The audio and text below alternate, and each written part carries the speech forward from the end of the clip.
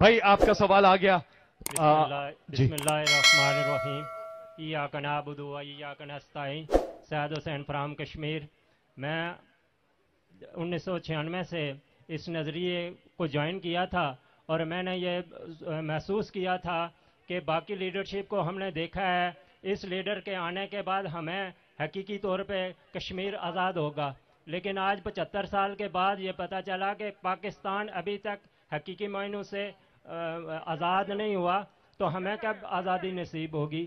اللہ پاک آپ کو دوبارہ یہ موقع دے، اقتدار میں آئیں تو کم از کم ہماری آزادی کی تحریک جن لوگوں نے زندہ رکھی تھی مجاہدین، ان پر تو بین الاقوامی برادری سے بات کر کے جو بات اگر ہندو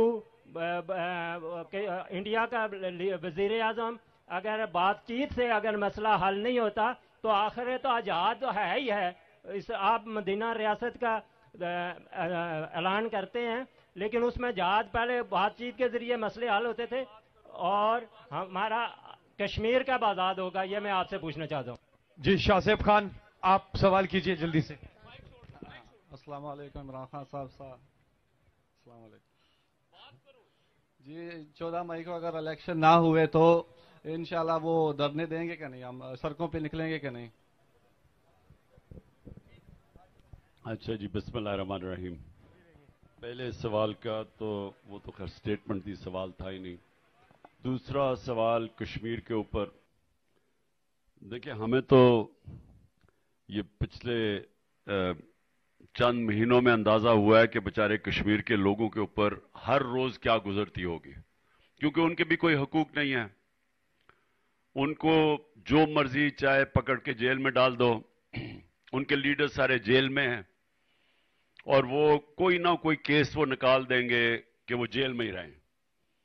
اور ان کے کتنے، جس طرح ہمارے لوگوں کو انہوں نے پکڑ پکڑ کے جیلوں میں ڈالا، اس طرح کشمیر میں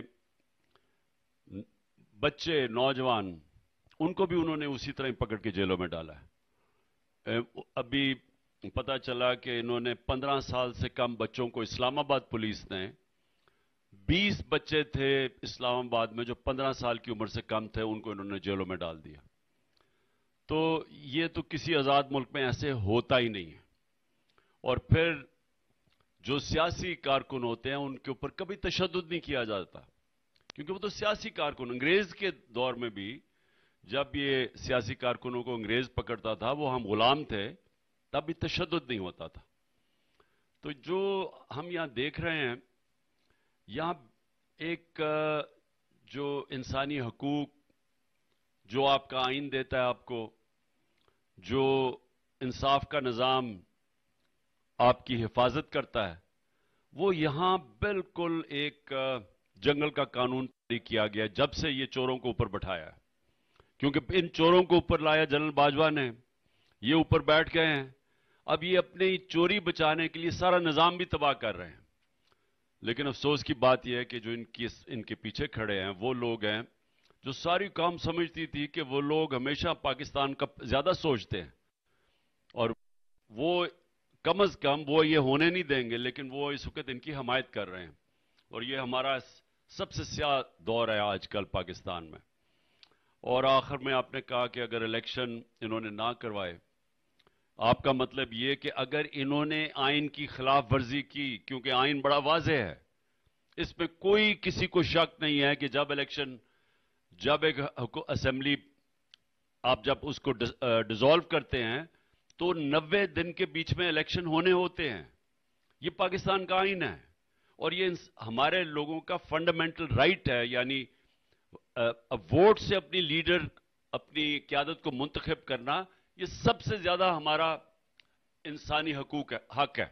لہذا ہمیں وہ سوچنا پڑے گا. اگر ہم تو بھی کوشش کر رہے ہیں، بات چیت بھی کر رہے ہیں، لیکن اگر یہ نہ ہوا تو یہ ساری قوم کو تیار ہونا چاہیے. میں صرف پی ٹی آئی کی بات نہیں کر رہا، تحریک انصاف کی.